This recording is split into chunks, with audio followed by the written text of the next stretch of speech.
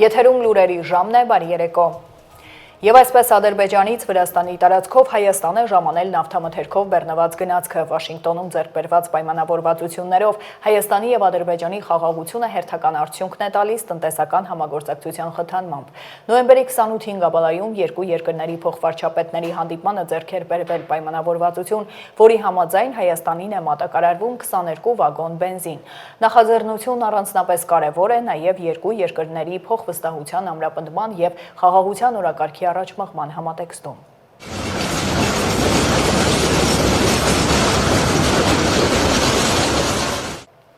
Ստորագրվել է 2026-ից 2030 թվականների Հայաստան-ՄԱԿ կայուն զարգացման համագործակցության շրջանակային փաստաթուղթը։ Փոխվարչապետ Մհեր Գրիգորյանն ընդգծել է, որ Հայաստանի կառավարությունը վճռական է շարունակելու նշված բոլոր ուղղություններով բարեփոխումները եւ ուրախ է այդ ճանապարհն անցնել Հայաստանի զարգացման գործընկերների հետ։ ՄԱԿ-ի մշտական համակարգողն էլ ասել է, որ այսօր կայացվող որոշումները ձևավորելու են երկրի զարգացման ուղին առաջիկա տասնամյակների համար։ Մեր ընդհանուր նպատակն է ծառայել Հայաստանի ժողովրդին, հատկապես նրանց, ովքեր առավել խոցելի են։ 2026 թվականը լինելու է մարդակենտրոն տարի, որը կնշանավորվի այնպիսի զարգացումներով, որոնք կարևորում են վստահությունը, ներառականություն ու սոցիալական համախմբվածությունը, նշել է Ֆրանսուազ Ժակոբը։ Շարունակենք երեք երեկոյան Մայրաթոր Սուրբ Էջմիածնից Տեր Վրդանեսը բժշկական կենտրոն էր տեղափոխվել սրտամկանի սուր ինֆարկտ կարդիոգեն շոկ ախտորոշմամբ։ Կատարվել են կորոնարոգրաֆիա, ինտենսիվ թերապիայի միջոցառումներ, որից հետո սիրտը ստենտավորվել է։ Բուժկենտրոնից հայտնել են, որ այս պահին Տեր Վրդանեսն ինտենսիվ թերապիայի բաժանմունքում է, վիճակը կայուն բավարար է։ Հիշեցնեմ, Տեր Վրդանեսին բուժկենտրոն են տեղափոխել շտապօգնության մեքենայով, վիճակը եղել է ծայրահեղ ծանր։ Երրորդ նախագահի գործով դատական նիստը շարունակվել է։ Լրագրողների հետ զրույցում Սերժ Սարգսյանն արձագանքել է Մայրաթորում 3 տեղի ունեցածին, այն որակել հայրենադավություն։ Սարգսյանը խոսել է նաև ընդդիմության միավորման կոչերի մասին։ Մի քանի անգամ խորհուրդ եմ տալիս, ուտվել, հիմա էլ խորհուրդ եմ տալիս առանձնապես պես լուրջ չվերաբերվել իշխանությունների, կառավարիչների կողմից արած հայտարարություններին։ Հիշում եք 10 միլիոն ծառի պատմությունը, 44 օր խաղը հաղթում ենք եւ այլն, այդպիսի 10, 15, 20, 30 օրինակ կարող եմ բերել։ Հիմա ինչ եք ուզում, որ ես ասեմ։ Դիվերսիֆիկացիա է թե ոչ սա։ Դիվերսիֆիկացիան մի քիչ այլ հասկացողություն, հա։ Թող փորձեն։ Թող փորձենք տեսնենք։ Կասկածում եք, այսինքն, եթե ավարտը լավ կլինի, թե ոչ։ Ես տեղյակ եմ Իշխան Սաղաթելյանի հայտարարությանը, ոչ միայն հայտարարությանը, այլ Իշխան Սաղաթելյանը եկել հանդիպել ենք եւ բոլոր այդ դրույթները, որ նաեւ Իշխան Սաղաթելյան շարադրել է գրավոր, Ես վաղուց ծանոթ եմ, մենք վաղուց դրա մասին խոսում ենք, այստեղ կարևորը հայտարարություն անելը չի, կարևորը նա է, որպեսզի բոլորը գիտակցեն եւ տակից, կողքից կամ բացահայտ իրար չքննադատեն, հատկապես հանրապետականին։ Չէ, եթե առավոտը Սիրիկուն պետք է մեզ քննադատեն, մենք գնանք այդ մարդկանց հետ ինչ ասենք,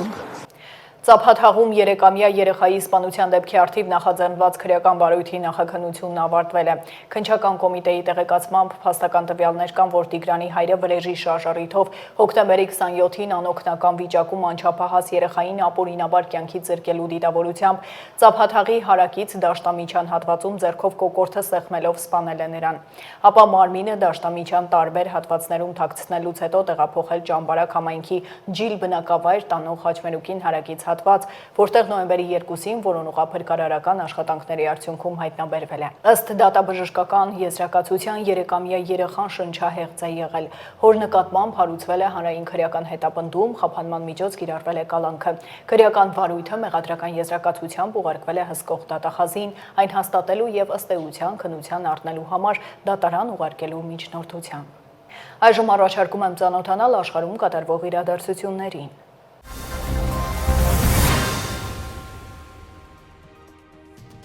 Ֆրանսիայի նախագահ Էմանուել Մակրոնը Բրյուսելում կայացած Եվրամիության գագաթնաժողովից հետո հայտնել է, որ ժամանակն է, որ Եվրոպան վերսկսի երկխոսությունը Ռուսաստանի հետ։ Ես կարծում եմ, որ Պուտինի հետ կրկին զրուցելն օգտակար կլինի։ Մենք եվրոպացիներս եւ ուկրաինացիներս շահագրգռված ենք գտնելու այս քննարկումներին պատշաճ կերպով վերստին մասնակցելու շրջանակ, նշել է Մակրոնը։ Եվրոպական միությունը որոշել է ֆինանսավորել Ուկրաինային առնվազն 2 տարի 90 միլիարդ եվրոյի համատեղ վարկի միջոցով։ Գերմանիայի կանցլեր Ֆրիդրիխ Մերցի խոսքով այս ֆինանսավորմամբ Եվրամիությունը հստակ ուղերձ է հղում Ռուսաստանի Դաշնության նախագահին։ Այս պատերազմն արժանի չէ այդ գնին, հայտնել է Մերցը, հավելելով, որ Ռուսաստանի նախագահը կգնա զիջումների միայն այն ժամանակ, երբ հասկանա, որ իր պատերազմը իրեն ոչինչ չի բերի։ Եվրամիության գագաթնաժողովի արդյունքում 6 ամսով մինչև 2026 թվականի հուլիսի 31-ը երկարաձգվել են Ռուսաստանի դեմ բոլոր պատժամիջոցները։ Այդ մասին հայտարարել է Եվրոպական խորհրդի նախագահ Անտոնիո Կոշտան Եվրամիության գագաթնաժողովի առաջին օրվա արդյունքներին նվիրված մամուլի ասուլիսում։ Ռուսաստանի Դաշնության դեմ նախկինում ընդունված պատժամիջոցների բոլոր 19 փաթեթները միաժամանակ երկարաձգվում են յուրաքանչյուրը 6 ամիսը մեկ մինչև յուրաքանչյուր տարվա հունվարի 31-ը եւ հուլիսի 31-ը։ Հունգարիայի վարչապետ Վիկտոր Օրբանը հայտարարել է, որ Եվրամիության գագաթնաժողովում Ուկրաինային 90 միլիարդ եվրո անտոկոս վարկ տրամադրելու որոշումը Եվրոպային մոտեցնում է պատերազմի։ Հունգարիայի վարչապետը հավելել է, որ սա դիտվում է որպես վարկ, բայց իհարկե ուկրաինացիները երբեք չեն կարողանա այն վերադարձնել, ուստի դա ըստ էության գումարի կորուստ է։ Նա զգուշացրել է, որ նրանք, ովքեր կանգնած են այս վարկի ետևում, կստանձնեն պատասխանատվությունը եւ դրա ֆինանսական հետևանքները։ Փոխառություն տրամադրելը ռեպարացիա վճարելու համար անհապաղ կհանգեցնի պատերազմի, ընդգծել է Օրբանը։ Այս որոշման նկատմամբ իրենց վետոյի իրավունքից հրաժարվելու դիմաց Հունգարիան, Սլովակիան եւ Չեխիան չեն մասնակցի վարկի տրամադրմանը։ Բանգլադեշում զանգվածային բողոքի ցույցեր են բռնկվել երիտասարդ քաղաքական ակտիվիստ Շարիֆ Օսման Հադիի մահից հետո, ով 2024 թվականին վարչապետ Շեյխ Հասինայի պաշտոնանկությանը հանգեցրած ցույցերի ականավոր երիտասարդ առաջնորդներից էր։ Հադին դեկտեմբերի 18-ին մահացել է Սինգապուրի հիվանդանոցում, դեկտեմբերի 12-ին Դաքայում մահափորձի ժամանակ ստացած վնասվածքներից։ Հադիի մահվան լուրը տարածվելուն պես հազարավոր մարդիկ դուրս են եկել մայրաքաղաք Դաքայի եւ երկրի այլ քաղաքների փողոցներ։ Նրանք մեղադրել են իշխանություններին Հադիին չպաշտպանելու համար։ Ցուցարարները հրդեհել եւ վանդալիզմի են ենթարկել 2 թերթերի գրասենյակներ։ Հրդեհվել է նաեւ նախկին իշխող Ավամի լիգա կուսակցության գրասենյակը։ Ցուցարարները քարեր են նետել Բանգլադեշի Չիտագոնգ քաղաքում գտնվող Հնդկաստանի բարձրագույն հանձնակատարի գրասենյակի վրա։ Բանգլադեշի ժամանակավոր կառավարության ղեկավար Նոբելյան մրցանակակիր Մուհամմադ Յունուսը հանգստության կոչ է արել բնակչությանը։ Նա Հադիի մահվան կապակցությամբ հայտարարել է ազգային սգո օր։ Յունուսը նաև խոստացել է, որ նրա սպանության համար պատասխանատուները կգտնվեն եւ կպատժվեն։ Միացյալ Նահանգների զինվորականները հայտնել են, որ կետային հարվածներ են հասցրել Խաղաղ օվկիանոսի արևելյան հատվածում գտնվող 2 նավի, որոնք ենթադրաբար տեղափոխում էին թմրանյութեր։ Այս մասին հայտարարություն է տարածել ԱՄՆ զինված ուժերի հարավային հրամանատարությունը։ Դեկտեմբերի 18-ին պատերազմի նախարար Հեքսեթի հրահանգով հարավային նիզակ միացյալ օպերատիվ խումբը մահացու կինետիկ հարվածներ է հասցրել միջազգային ջրերում 2 նավի, որոնք կառավարվում են ահաբեկչական ճանաչված կազմակերպությունների կողմից, հայտարարել է ԱՄՆ հարավային հրամանատարությունը։ Նշվում է, որ զոհվել է 5 մարդ։ Սա արդեն շաբաթվա ընթացքում ամերիկացի զինծառայողների 3-րդ գրոհն է ենթադրաբար թմրանյութեր փոխադրող նավերի վրա։ Սեպտեմբերից ի վեր Խաղաղ օվկիանոսում եւ Կարիբյան ծովում հարվածների է ենթարկվել շուրջ 30 նավ, որոնք Միացյալ Նահանգների կողմից կասկածվում էին թմրանյութեր փոխադրելու համար։ Այս հարվածների հետևանքով զոհերի թիվը գերազանցել է 100-ը։ Ավելի քան 15000 մարդ է տարհանվել ժամանակավոր տեղակայման կետեր Մալայզիայում տեղի ունեցող ուժեղ հեղեղումների պատճառով։ Թագավորության տարհանված բնակիչների թիվը կազմում է 15358։ Տարերային աղետը վնասել է Պահանգ, Թրենգանու, Ջոհոր եւ Քելանտան մալայզիական նահանգները։ 2024 թվականին վնասի չափը հեղեղումներից կազմել էր մոտ $228 միլիոն, ինչը համարժեք է երկրի ՀՆԱ-ի 0.05%-ին։ Արմինե Գևորգյան, Update լրատվական։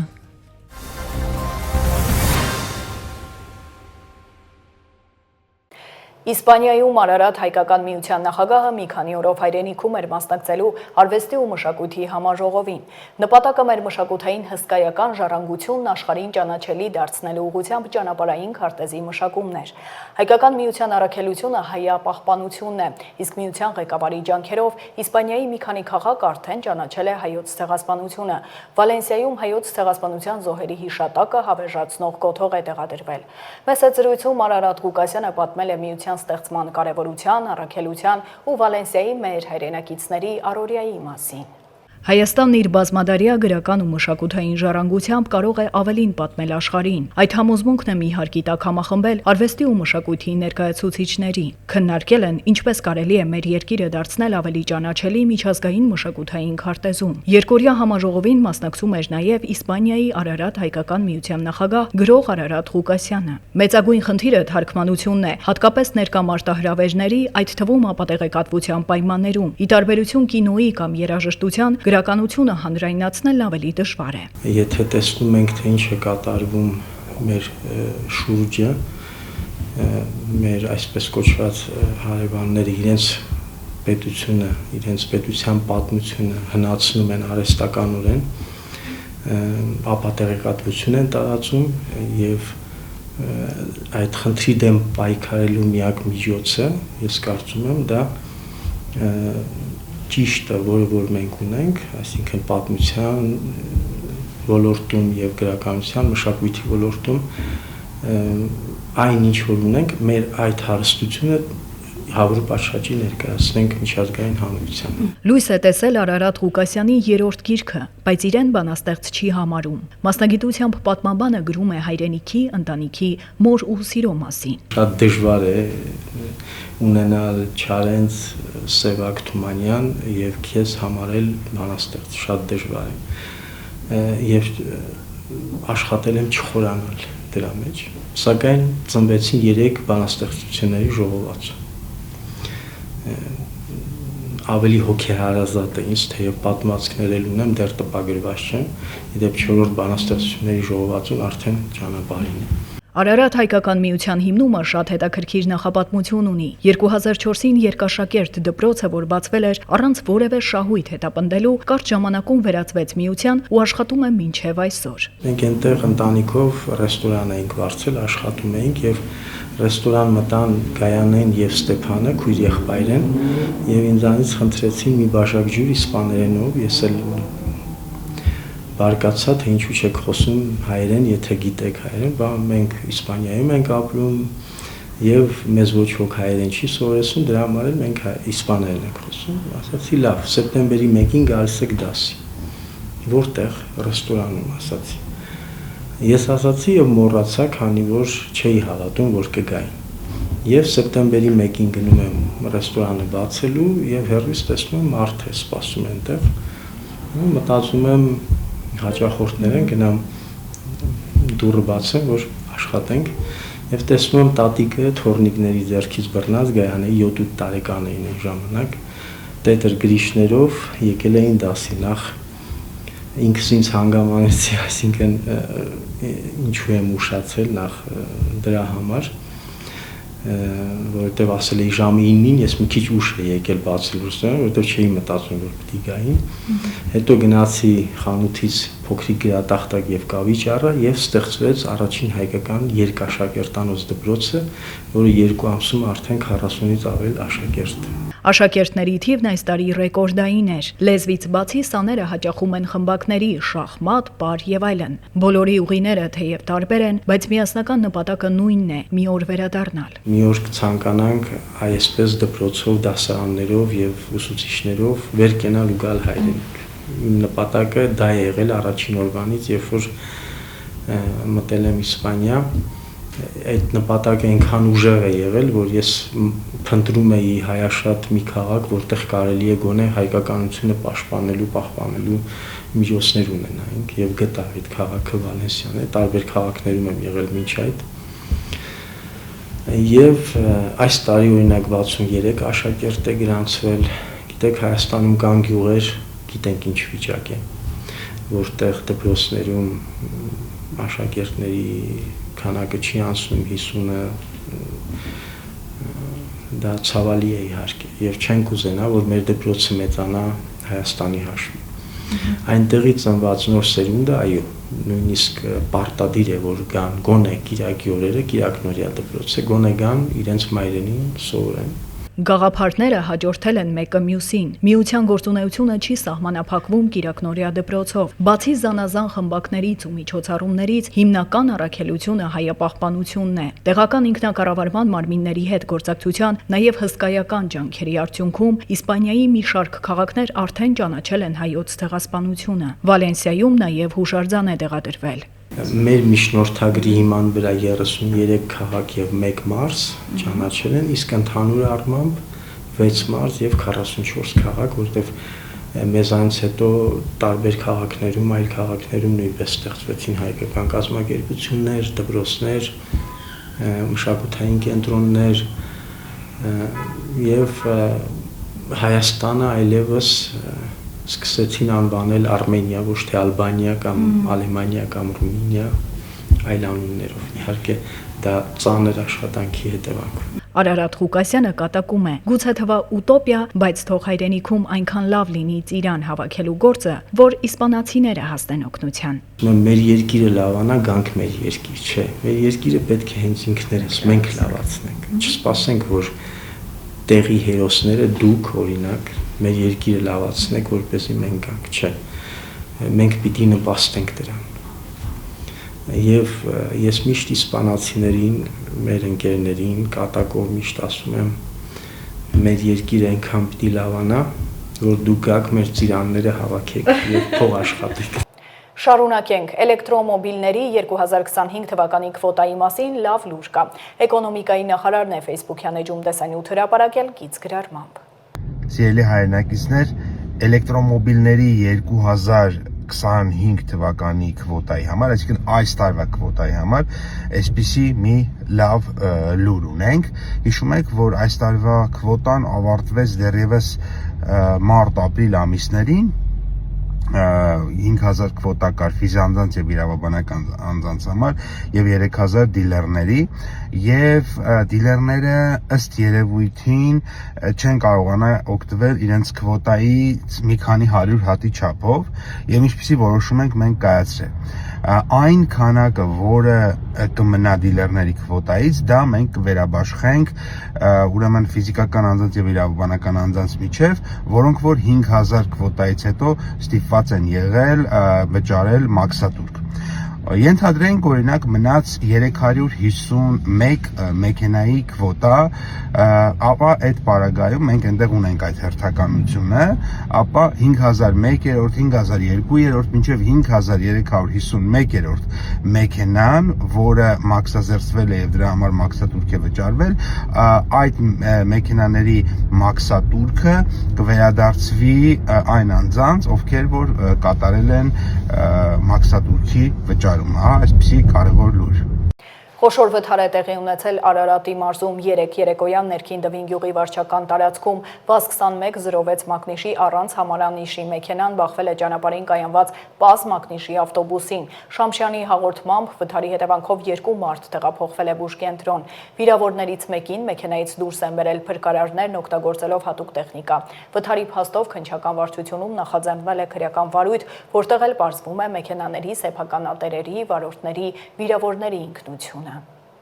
Արտակարգ դեպք է տեղի ունեցել Երևանում 3 ժամը 22-ի սահմաններում 97 երթուղին սպասարկող Ժոնգտոնգ ավտոբուսի վարորդը մեքենան կայանել է ապայիչել։ Ինչպես դեպքի վայրից հայտնում է ֆոտոլրագրող Գագիկ Շամչյանը, վարորդը սուրճ է գնել եւ այդ ժամանակ նկատել, որ ավտոբուսը հետընթաց շարժվում է կոտրելով գազախողովակներ ու հայտնվել է ձորակում։ Տեղում վարորդին շտապ օգնության բժիշկները օգնություն են ցուցաբերել, ապա տեղափոխել բուժկենտրոն։ Ըստ դեպքի վայրում հավաքված քաղաքացիների վարորդը նկատել է, որ ավտոբուսը հետընթաց է շարժվում, վազել է, փորձել նստել ավտոբուս, որպեսզի այն կանգնեցնի, սակայն վնասվածքներ է ստացել։ Գիշերը վարորդը հիվանդանոցից դուրս է գրվել։ Գվարդիայի ծառայողները ծառայության ընթացքում ապօրինի զենք զինամթերք են հայտնաբերել, մանրամասները տեսանյութում։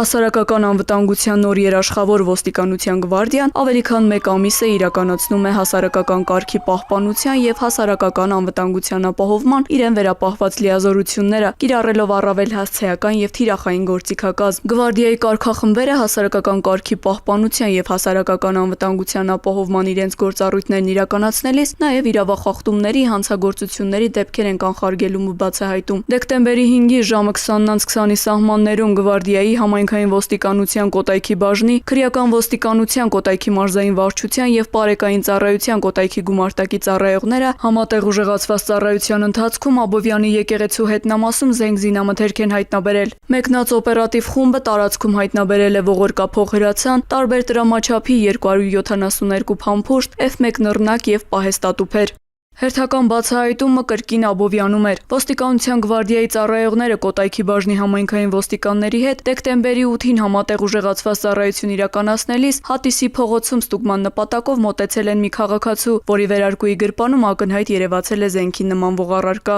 Նա հիմնավոր կասկածանքով ձերբակալվել եւ տեղափոխվել է Կոտայքի բաժին։ Անձնական խուզարկությամբ Բյուրեղավանի բնակիչ 24-ամյա երիտասարդի մոտ հայտնաբերվել են 7 փամփուշտով լիցքավորված ատրճանակ եւ 93 փամփուշտ։ Երկու դեպքերով էլ կազմված փաստաթղթերը ներկայացվել են նախաքննական մարմին։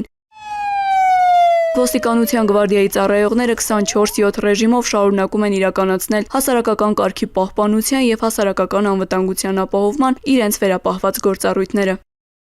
Ոստիկանությունը հորդորում է անծանոթ անձանց չտրամադրել անձնագրային եւ բանկային տվյալներ, քանի որ հանցագործների ձեռքին հայտնված տվյալները կարող են օգտագործվել նաեւ այլ հանցագործությունների կատարման համար։ Հայաստանի Հանրապետության ներքին գործերի նախարարության ոստիկանությունը հորդորում է. Հարգելի քաղաքացիներ, որևէ պատրվակով անծանոթ անձանց մի տրամադրեք անձնագրային եւ բանկային տվյալներ։ Մի փոխանցեք նաեւ համացանցի տարբեր հարթակներում գրանցված ձեր անհատական հաշիվների մուտքանունները, գաղտնաբառերը եւ SMS ծանուցմամբ ստացված մեկանգամյա կոդերը։ Նշված անձնական տվյալները փոխանցելով այլ անձանց, հավանական է, որ դրանք հետագայում օգտագործվեն տարբեր հանցավոր սխեմաներում ներգրաված անձանց կողմից, եւ արդյունքում կարող եք ոչ միայն զրկվել ձեր էլեկտրոնային դրամապանակների, բանկային հաշիվների, անհատական հաշիվների հասանելիությունից, այլև դառնալ ֆինանսական հափշտակությունների զոհ։ Հանցավորների ձեռքում հայտնված տվյալները կարող են օգտագործվել նաեւ այլ հանցագործությունների կատարման համար։ Եղեք զգոն, պահպանեք ձեր անձնական տվյալները։ Եվ եղանակ մինչև դեկտեմբերի 24-ը տեղումներ չեն սպասվում, օդի ջերմաստիճանն էլ էապես չի փոխվի։ Այսքանը դուք դիտում եք Update լրատվականը, հիշեցնեմ վայրկյանները անցվել լուծություն է, բաց չթողնեք, իսկ ես ձեզ հրաժեշտ եմ տալիս ու մաղթում հաճելի հանգստյան օրեր։